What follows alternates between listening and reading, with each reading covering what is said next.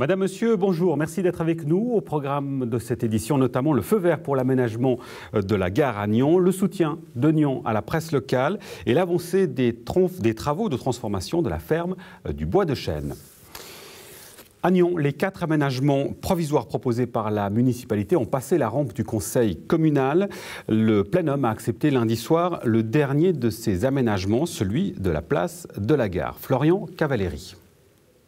Oui, on arrive à boucler ces préavis concernant les aménagements temporaires, Rive Est, Place du Château, Place de la Gare et Square Perton, effectivement. Qu'est-ce qu'a accepté exactement le conseil communal ce soir ? C'est un aménagement temporaire pour quelques années sur la place de la gare, sur la partie des anciens rails d'Union Saint-Sergue, où on souhaite faire le lien entre la gare et le centre-ville dans le cadre du projet Cœur de Ville. Alors c'est un aménagement environ 260 000 francs à l'origine, mais le conseil a rajouté un amendement, c'est-à-dire l'enlève des anciennes rails d'Union Saint-Sergue. Oui, c'était une éventualité qu'on avait discutée dans le cadre du projet de la municipalité. Il nous avait semblé que les rails ne gênaient pas au projet, mais le conseil communal a souhaité rajouter un montant pour qu'on retire une fois pour toutes ces rails et qu'on mette qu'on planifie en fait cet espace entre l'aménagement et les bâtiments. On a vu en fait qu'après le dépôt du préavis, il y a certaines personnes qui n'étaient pas satisfaites du rail de la gare, qui étaient problématiques. Donc on a proposé un amendement pour supprimer ce rail. 2 solutions nous étaient portées, une plus onéreuse, une le moins. Et on a choisi la plus onéreuse, comme ça c'était réglé, on n'avait pas à revenir sur ce point plus tard. Et dans un deuxième temps, nous avons décidé en fait d'augmenter le nombre de places de parc parce que nous avons vu qu'il y avait une demande récurrente des commerçants et de plusieurs acteurs de la ville pour ne pas perdre des places de parc. Nous essayons de trouver une solution entre les deux pour avoir une place de la gare accueillante et dans un même temps pas perdre trop de places de parc pour les citoyens. L'aménagement tel que présenté ne nous donnait pas satisfaction car nous souhaitions une nouvelle vision de cette place de la gare. Pour nous, il est important que les bus soient situés au niveau des taxis ou devant la gare, que les taxis soient déplacés en bas et que vraiment des aménagements soient faits. On trouve que tel que simplement faire des terrasses pour des bistrots, c'est sympathique, mais ça ne profite pas directement aux usagers de la gare. Cette gare, elle est importante pour le district, c'est une des plus grandes gares du canton et il faut vraiment qu'on puisse y accéder facilement. Vous êtes même permis le luxe de refuser un amendement d'1 million de francs pour revoir un aménagement non pas provisoire, mais définitif. La municipalité qui refuse 1 million, c'est assez rare. C'est un montant qui a été lancé comme ça en l'air par le parti indépendant, mais qui correspondait à aucune base de calcul. Et en fait, l'étude de toute façon de la place de la gare nord et sud, dans le cadre du cœur de ville, va être lancée. Mais c'est un autre projet sur lequel on travaille en parallèle. Donc la municipalité ne l'a pas oublié, mais c'est un autre débat et ce n'est pas celui qui intéressait le conseil ce soir par rapport à l'aménagement restreint de la place de la gare. Concernant ces aménagements temporaires, il y en a 3 en cours. Pourriez-vous nous rappeler les principales échéances concernant ces aménagements ? La Grande Jetée, il est en cours de réalisation. Il sera inauguré à la fin juin avec la population. La place du Château, on est dans l'étude de la deuxième partie puisque le conseil communal avait octroyé aussi un amendement de 150 000 francs pour enlever le promontoire de la terrasse. Et puis la place de la gare, on est retardé on va l'avoir repoussé en 2019 puisque la plantation d'arbres ne se fait pas en été. Donc on va faire ça en automne ou printemps 2019. Donc en 2019, on verra tous ces aménagements réalisés. Tout à fait, on va inaugurer les 2 places de la gare et du château, je l'espère, en 2019. Je vous le disais en titre, à Nyons, le conseil communal a voté à la quasi-unanimité un soutien aux médias locaux. Un crédit de 120 000 francs a été accordé pour soutenir le journal La Côte et Nyons Région Télévision. Pour en parler, Michel Jeutran, bonjour, rédacteur en chef de La Côte, et avec nous aussi Gilles Bieler, bonjour, rédacteur en chef adjoint de La Côte. Alors petite précision, cette somme donc, est destinée à l'acquisition d'espaces publicitaires par la ville de Nyons pour les 2 médias, 100 000 francs directement pour La Côte et 20 000 francs pour favoriser les collaborations entre La Côte et NRTV. Gilles, comment a été accueillie cette nouvelle, alors même si elle était plus ou moins attendue, mais à l'interne de La Côte, au sein de vos équipes? Très bien, enfin, ça marque vraiment un vrai soutien, un grand soutien de la région, en l'occurrence de Nyons, au titre local à La Côte.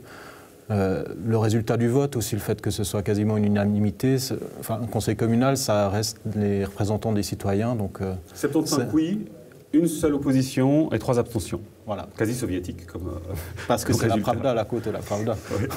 Michel Jeutran, comment est-ce que vous expliquez justement ce score qui est quand même assez étonnant, parce qu'on sait que le sujet est quand même sensible, la question est posée au niveau cantonal, au niveau fédéral aussi. Comment à Nyon on arrive à un résultat aussi clair ? Alors, je crois que la commission qui a étudié le préavis a très bien résumé la situation. C'est ni une subvention, ni un sauvetage. En l'occurrence, 600 000 francs, c'est évidemment une somme qui est fort bienvenue, mais c'est surtout aussi le retour, j'ai envie de dire, à une situation qui a existé, c'est-à-dire que la commune utilisait, en tout cas à une certaine époque, le journal local pour faire passer sa communication institutionnelle. Elle avait un petit peu levé le pied, voire même beaucoup ces dernières années. Au contraire d'autres communes comme Morges ou Yverdon qui utilisent vraiment beaucoup le journal local pour faire passer leur message publicitairement. Donc en l'occurrence, voilà, j'ai envie de dire que c'est un retour, mais évidemment c'était pas acquis. Au moment où on parle justement d'aide à la presse, je pense que c'est la bonne formule parce que voilà, c'est intéressant pour nous et on reste libre en tout cas. Très clairement pour nous, ça ne nous lie pas à la ville de Nyon. Voilà, il n'y a pas d'implication au niveau éditorial par rapport à cette somme. Alors je crois que tout le monde en est conscient. Enfin voilà, la ville de Nyon devient un annonceur important, mais on a d'autres annonceurs importants et on n'est pas à leur solde. La rédaction reste complètement indépendante et je pense que c'est assez clair dans l'esprit des autorités nyonnaises que c'est pas parce que on a voté ce crédit qu'on doit être asservi à la municipalité de Nyon et à la commune. Non, alors ce serait tellement contre-productif que nous, on ne l'imagine pas. Enfin, voilà, que ce soit très très clair, nous, on ne se sent absolument pas liés à ce crédit au niveau de la rédaction. Gilles Bieler, on comprend bien de ce que nous dit Michel Jeutran, c'est qu'en fait, c'est une sorte de retour aux sources. D'autres communes le font aussi, ou en tout cas le faisaient, c'était le cas de Nyon. N'empêche que, justement, dans la situation actuelle, est-ce qu'on peut se dire que ça peut potentiellement faire tache d'huile, en tout cas inspirer d'autres collectivités? On est d'accord, hein. On veut bien d'autres collectivités. Ça peut être sous cette forme-là, ça peut être sous d'autres formes. Lesquelles, par exemple ? À quoi vous pensez ? Par exemple, certaines communes qui imaginent abonner leurs élus à la côte. La règle, ça doit être toujours l'indépendance de la rédaction. Ça veut dire que jamais une commune qui nous soutient devra se dire qu'elle aura droit à plus de couverture qu'une autre. Les choses sont claires, les choses doivent être claires et on reste une rédaction, on fait du journalisme et ça reste la force de notre journal. La presse est, on le sait, hein, dans une situation délicate, la côte aussi d'ailleurs, il y a des annonces qui avaient été faites il y a quelques mois. Ces 100 000 francs concrètement, ces plus de 100 000 francs représentent quoi ou que vont-ils représenter pour la côte en termes simplement de gestion au quotidien? Est-ce que ça préserve des emplois par exemple? Alors, toute rentrée, évidemment, nous aide à maintenir le cap, mais c'est vrai que la commune de Nyon est un gros annonceur, elle n'est pas le plus gros annonceur, ça faut clairement le dire, et c'est pas une mission de sauvetage, ça fait partie de... Alors, c'est évidemment fort bienvenu, mais c'est vrai qu'on n'est pas là en train de dire que la ville de Nyon sauve la côte, non,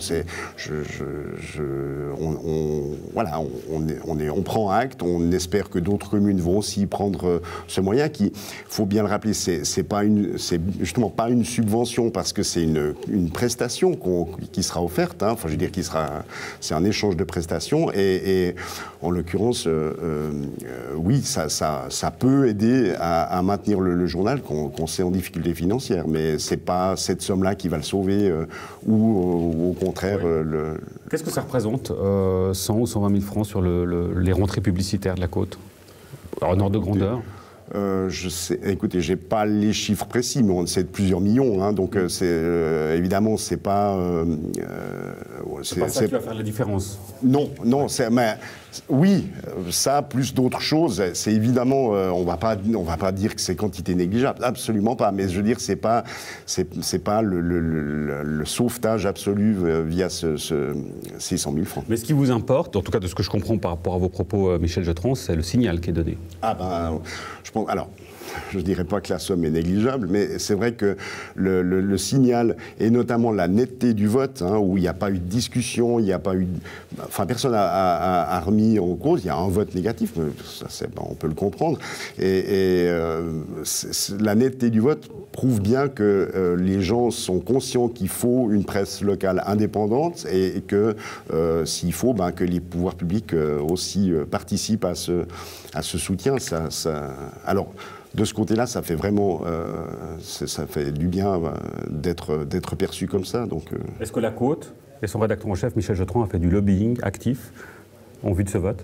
Moi, en tout cas, personnellement pas. Je ne sais pas si d'autres... Mais non, je pense que ça aurait été malvenu, très malvenu même. D'ailleurs, on a été très très discret sur... on n'a pas relayé autrement le dépôt de ce préavis, enfin pas plus qu'un autre. Et non, on n'a pas fait de lobbying.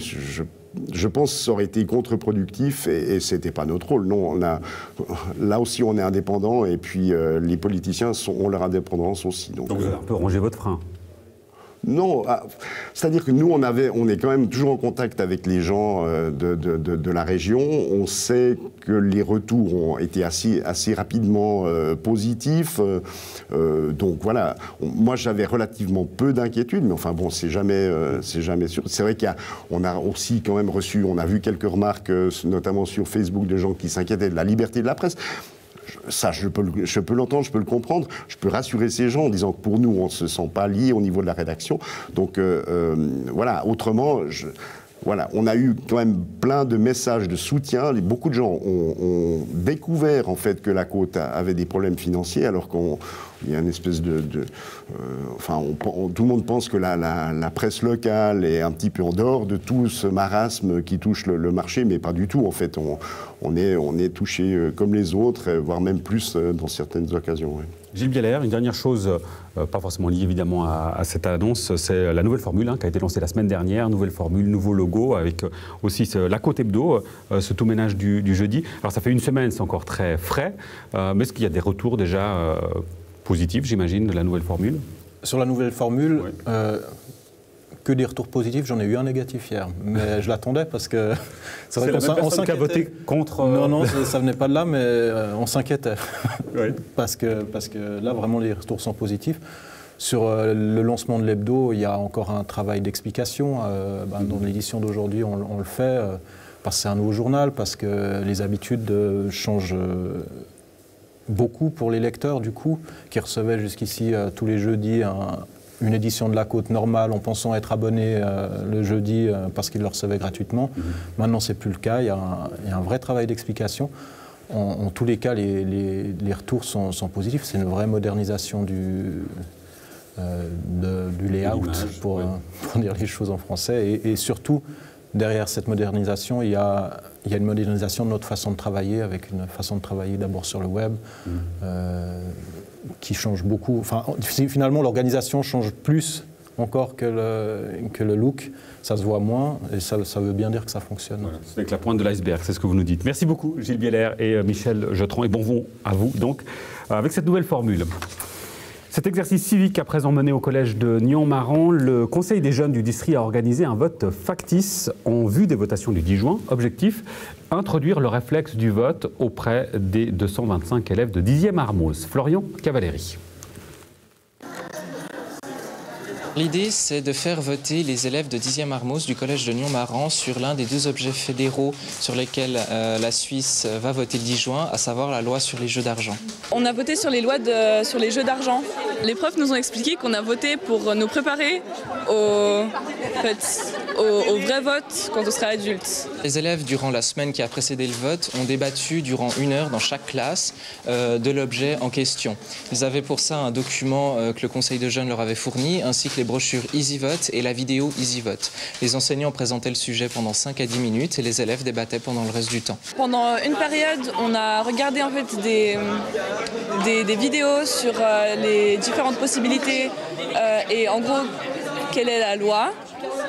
Et sinon, la prof nous a expliqué ce qu'il fallait faire. À la suite de ça, ils avaient quelques jours pour se faire un avis par rapport à cette question. Et ensuite, le mardi 29 mai, aujourd'hui, les élèves, entre 9h30 et 11h30, sont venus déposer leur bulletin de vote. Là, on est en train de les dépouiller et les résultats seront annoncés après les votations fédérales du 10 juin. L'idée, c'est de permettre à des élèves qui ont moins de 18 ans de quand même pouvoir voter et de leur montrer ce que ça fait de voter et comment ça marche. Parce qu'on remarque que beaucoup de jeunes, à l'âge de 18 ans, votent une fois, deux fois et ensuite ne votent plus du tout. Et ensuite, ça remonte par la suite vers les 70 ans, les personnes recommencent à voter. L'idée, c'est de vraiment permettre à ces jeunes de prendre goût dès le début à voter, à donner leur avis, à faire valoir leur opinion. Ça, c'est une initiative qui vient du Conseil de jeunes du district de Nyon suite à la soirée engage.ch qui avait eu lieu il y a quelques semaines. C'était l'un des souhaits qui avait été formulé durant cette campagne et il a été repris. Gérard Produit, le syndic de Copé et directeur du collège de Nyon-Maran qui était à la table, qui discutait de ce sujet-là, nous a demandé de venir, en fait, nous a demandé si ça nous intéressait de venir faire ce projet pour le 10 juin dans son collège. C'était sympa, c'était pas très difficile, juste écrire un oui ou non. Donc La suite, c'est l'annonce des résultats la semaine qui suit les votations à la presse, afin que les différents médias ainsi que la population puissent se rendre compte que oui, les jeunes ont une voix, ils ont envie de dire quelque chose, même sur des objets fédéraux qui peuvent paraître compliqués, comme la loi sur les jeux d'argent. Et le projet à long terme, comme je vous l'ai dit, ce sera de permettre l'augmentation de ce taux de participation. Un jeune conseiller général de Longiro a pris la mer à bord de l'Hermione, la réplique d'un navire de guerre français en service à la fin du XVIIIe siècle. 3 semaines d'une aventure hors norme pour ce marin en herbe qui est avec nous. Romain Richard, bonjour. Damien Richard, bonjour. Vous avez 24 ans, vous avez fêté d'ailleurs votre anniversaire à bord de l'Hermione. Vous êtes aussi coprésident du Conseil des jeunes du district de Nyon. Alors, premier élément, première question, vous venez de rentrer de ce voyage. Comment ça s'est passé? Alors, magnifiquement bien, franchement. Je ne m'attendais même pas que ça soit aussi incroyable, je peux dire, au niveau des échanges, au niveau des sensations qui sont vécues, etc. Au début, je me suis dit, ça va être un voyage, ça va être un challenge sur différents aspects. Et au final, j'en ai reçu plus que ce que j'attendais même. Alors, au total, il y a 80 membres d'équipage sur ce bateau. C'est un programme qui a été mis en place après les attentats en France pour promouvoir le vivre ensemble. C'est des jeunes de 20 à 35 ans qui participent durant 6 mois. Toutes les 3 semaines, il y a de nouveaux matelots qui arrivent. Vous n'avez jamais pris la mer sur un voilier. Qu'est-ce qui vous a appris de vous lancer dans cette aventure? Alors le challenge, au début j'avais entendu parler justement par rapport au libre ensemble, par rapport à ces valeurs, qu'il y avait ce voyage qui était mis en collaboration avec l'association Hermione Lafayette, qui s'occupe de la navigation du navire, et de l'autre côté avec l'OIF, qui est ce programme Libre Ensemble, qui promeut justement ces valeurs. L'Organisation internationale de la francophonie. Exactement, oui. Qui est l'organisation fêtière, avec ce projet Libre Ensemble. Et donc là je me suis vraiment dit, mais ça c'est un projet qui me parle, vraiment, dans lequel j'ai envie de m'investir aussi. Et puis ça s'est avéré qu'ils ont voulu vraiment mettre ça en pratique au travers de ces navigations avec l'Hermione. Ouais, alors on le voit là sur les images, ça c'est ce que vous avez fait d'ailleurs, vous êtes monté en haut de ce mât, 40 mètres de hauteur. Pour quelqu'un qui n'a jamais pris la mer, bon c'est sacrément culotté quand même, il y a forcément des bons et des mauvais moments. Quel a été le plus beau moment et peut-être un moment un peu moins beau durant le voyage? Alors pour moi le plus beau moment c'est quand même quand on arrive à Pasaia, en fait, donc une ville au Portugal, en Espagne, pardon, où il y a vraiment toute la population locale qui nous attendait avec des navires qui nous ont suivis, etc. Vraiment un accueil grandiose, quoi. C'était magnifique, avec toute l'énergie qui était dégagée en fait, par les gens à bord du bateau, avec les gens aux alentours, etc. Ce partage était vraiment magnifique. Et des frayeurs quand même? Des frayeurs, c'est toujours, je dirais plutôt les côtés sentiments quand on est au bout des vergues, donc les éléments horizontaux, ou quand on est par mer au calme, etc. Puis en fait, on ne s'attend pas, il y a un courant, etc. Puis la vergue bouge d'un coup de presque 1 mètre à gauche ou à droite, puis on se fait emmener d'un côté à l'autre. C'est toujours intéressant. Il ne faut pas avoir le vertige, hein?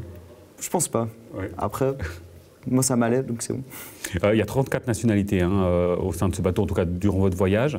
Des jeunes qui viennent d'horizons très différents. Qu'est-ce que vous en retirez réellement de cette expérience? Qu'est-ce qui va rester marqué à jamais dans votre mémoire?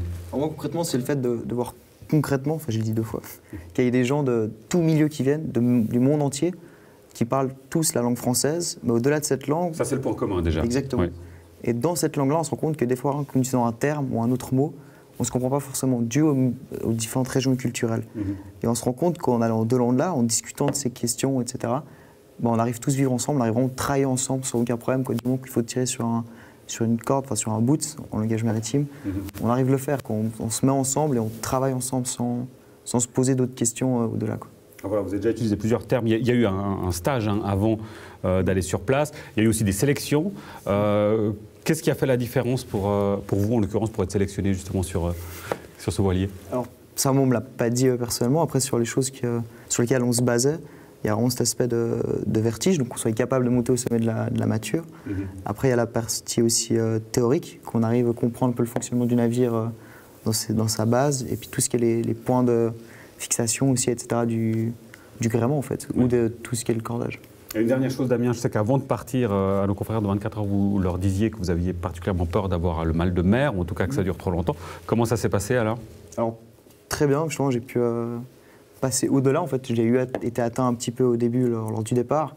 Mais ce qui m'a le plus perturbé, c'est le mal de terre, en fait. Quand on vient à terre, où là, j'ai eu vraiment ce sentiment où, quand on marche, tout à coup, on se dit waouh, mais la terre bouge ou c'est nous où ça joue pas. Puis en fait, ça passe et puis ça revient normal. Vous n'avez qu'une seule envie, c'est de reprendre la mer. Entre autres. Oui. Merci Damien et bravo pour cette expérience qui peut-être en inspirera d'autres. C'est ouvert, donc on l'a bien compris aussi. Il suffit juste de déposer son dossier pour y participer. Damien Richard, 24 ans donc, et accessoirement coprésident du district des conseils des jeunes du district de Nyons. Merci Damien, à bientôt. Merci à vous. La restauration de la ferme château du Bois de Chêne va bon train. Sa fondation présentait cette semaine l'avancée des travaux qui font cohabiter la biodiversité et l'architecture. Visite guidée avec Florian Cavalleri. Depuis la création de la Fondation en 2014, puis de la Convention de réserve forestière, nous avons bien avancé dans le projet sous deux aspects. La partie nature, où un plan de gestion est en train de se mettre en place pour les 10 prochaines années de ce qui va être fait dans la partie foncière de la commune de Genelier. Et pour la partie bâtie, les travaux ont commencé en 2014.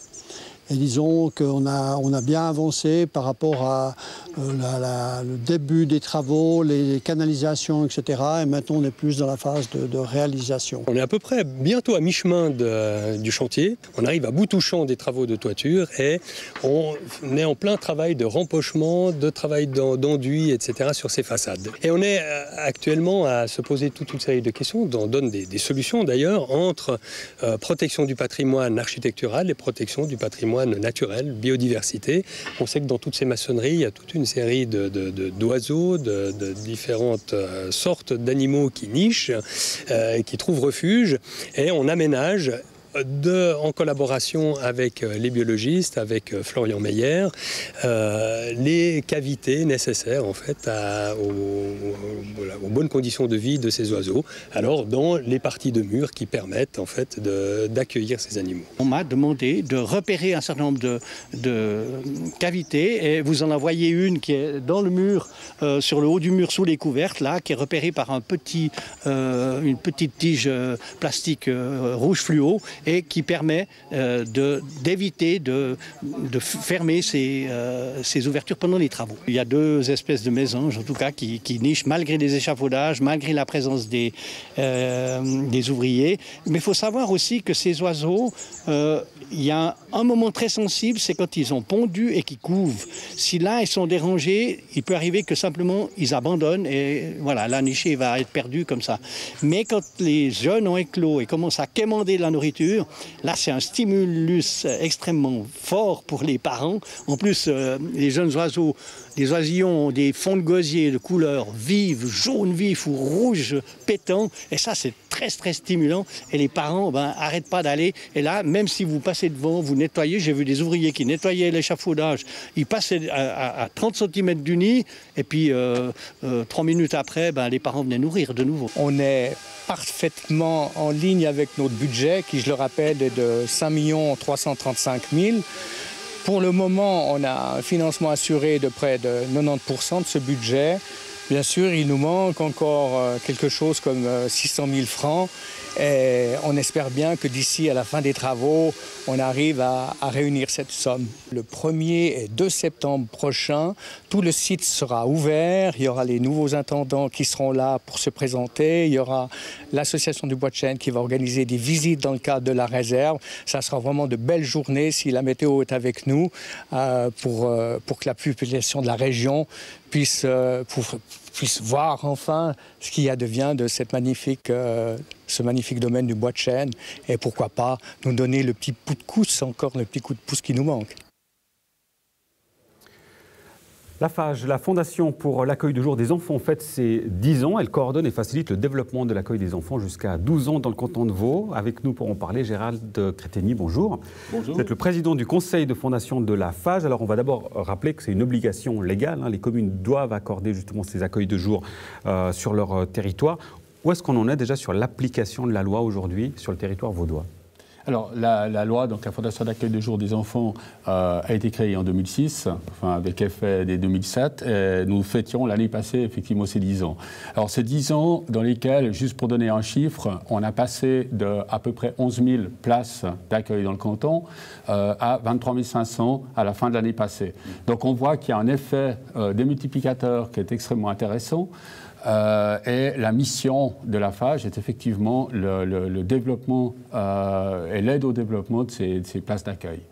C'est donc en bonne voie. Il y a quand même quelques difficultés encore aujourd'hui.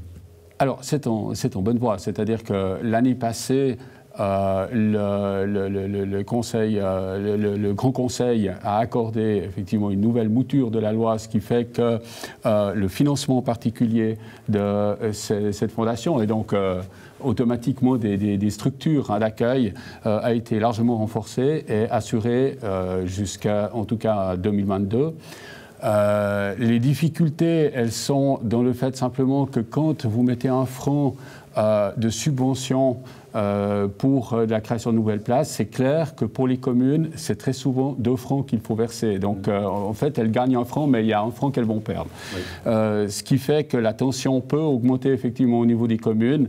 Et c'est les raisons pour lesquelles, d'ailleurs, les communes ont exigé de pouvoir elles-mêmes présenter un cadre de référence pour l'accueil parascolaire. Le financement, justement, alors c'est employeur État commune, ça c'est particulier, les employeurs qui participent donc, dans ce financement, c'est 37 millions pour les employeurs, 36 millions pour l'État et 4 millions pour les communes. Mais là, vous le rappelez aussi, c'est pas parce que les communes mettent 4 millions que c'est tout ce qu'elles mettent. En l'occurrence, il y a les structures en elles-mêmes qui sont à la charge des communes. Tout à fait. Tout à fait. Alors c'est vrai que c'était le génie de cette loi, de la création de cette loi, c'est d'associer les 3 partenaires les plus importants, d'associer aussi les parents d'ailleurs, puisque dans la fondation on retrouve la représentation des parents qui ne versent rien à ce niveau-là, mais versent bien sûr les frais de pension.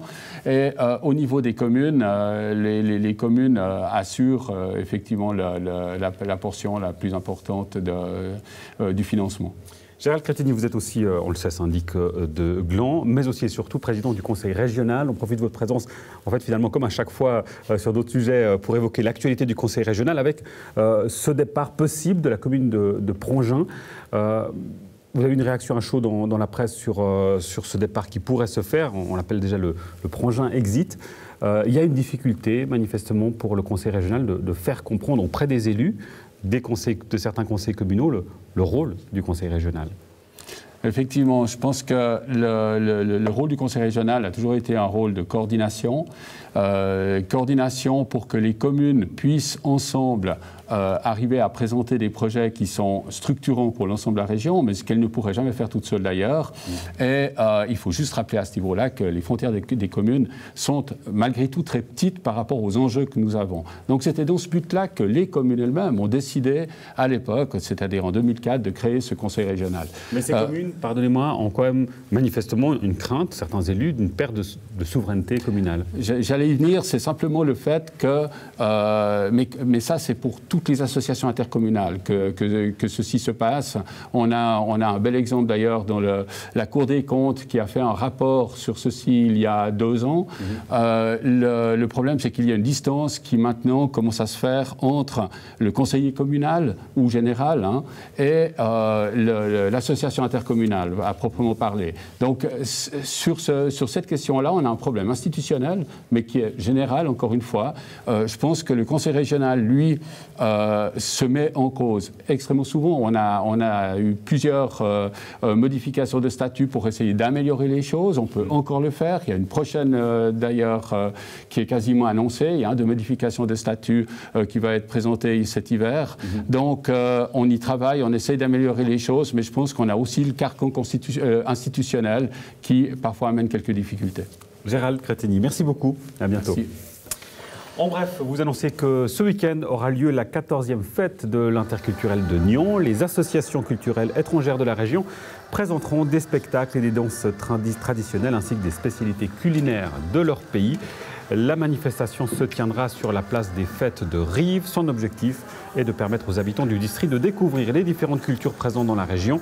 L'événement se veut aussi un vecteur d'intégration pour ces communautés. Ici, on voit les images de l'événement de l'année dernière tourné par André Abras-Lepot.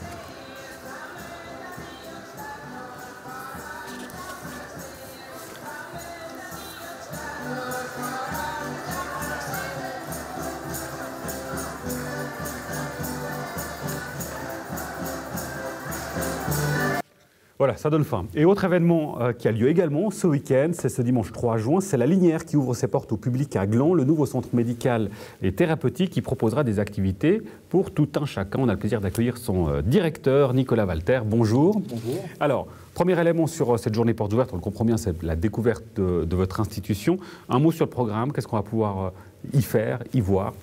Alors, il y aura plein de choses à voir, il y aura plein de choses à découvrir. Ça va être des espaces et des ateliers didactiques, ça va être des conférences. Il y aura aussi des animations, il y aura aussi des parcours santé pour découvrir un tout petit peu des différents aspects de la santé que l'on aborde à la Linière. Donc, parcours santé, le titre d'ailleurs, c'est parcours santé. Je cherche juste mes mots, pardon, enfin mon texte sur parcours santé. De quoi s'agit-il concrètement? Pour les personnes qui sont présentes sur place, un parcours santé pour découvrir les différents éléments, ce n'est pas forcément lié à sa propre santé à soi? Alors ça peut être lié à sa propre santé. On a construit un parcours en fait pour permettre aux visiteurs et aux personnes intéressées de venir voir un tout petit peu les différentes missions qu'on a, tant à la clinique qu'au centre ambulatoire qu'au centre de santé. Et en fait, c'est passé par les différents programmes. Et il y aura des stands, il y aura des tests, il y aura des petits exercices ludiques qui seront faits. Ça sera aussi une manière de faire parfois sur certains stands un petit bilan personnel. Des conférences, alors il y a une conférence sur comment agir sur son sommeil, une conférence sur le mal de dos, donc là des sujets qui concernent énormément de gens. Et une conférence en 2018, puis-je modifier mes gènes? Alors je vous pose déjà la question, est-ce qu'on en est déjà là? Alors oui, on en est déjà là aujourd'hui. On sait qu'il y a des recherches qui se font de plus en plus à travers le monde qui permettent aujourd'hui de faire un lien direct entre la médecine de style de vie, en tout cas le style de vie que l'on a chacun, et puis les modifications génétiques et finalement l'influence que l'on a sur notre propre corps. Alors votre établissement, vous l'avez dit, c'est un établissement de santé ambulatoire pour consulter des spécialistes médicaux et paramédicaux. Alors les spécialités, c'est réadaptation cardiovasculaire, orthopédique et neurologique, rhumatologique, oncologique, médecine interne et psychiatrie. Vous êtes quand même dans un secteur évidemment qui est très concurrentiel, on le sait. Il y a l'aspect proximité qui est important évidemment dans la région, mais qu'est-ce qui fait la différence en termes peut-être de vision ou d'approche de la Linière par rapport à vos concurrents? Alors je pense que l'environnement dans lequel on est aujourd'hui permet d'approcher la santé de différents aspects. La particularité de la Linière, c'est 110 ans d'histoire, avec une approche que l'on nomme, nous, holistique ou globale, qui est biopsychosociale et spirituelle, qui permet finalement d'intégrer avec un plateau de compétences l'ensemble de ces aspects pour tous les bénéficiaires, que ce soit des patients, des clients ou même des personnes qui viennent simplement pour le centre de santé. Ce que vous nous dites, c'est que la médecine pure et dure technique ne suffit pas à une bonne guérison. Non, il faut aujourd'hui, la meilleure manière de prendre soin de soi, c'est quand on est en phase, à part la phase aiguë, évidemment, c'est tout l'aspect prévention et promotion. Donc ça fait partie finalement d'une hygiène de vie, que ça passe par l'alimentation, le sommeil, que ça passe par l'exercice physique, que ça passe aussi par un aspect social et parfois aussi spirituel. On le rappelle, donc ce dimanche 3 juin à la Linière, c'est à partir de quelle heure qu'on peut venir vous voir? À partir de 11h ce dimanche 3 juin, voilà, vous pourrez aller à la fête interculturelle le samedi et du coup faire un tour du côté de Gland à la Linière le dimanche. Merci beaucoup Nicolas Walter pour ces précisions et puis d'ores et déjà une bonne journée, portes ouvertes. Merci beaucoup. Voilà, c'est la fin de cette édition. Merci à vous de nous avoir suivis. On se retrouve la semaine prochaine pour une nouvelle édition. Bonne suite de programme sur NRTV.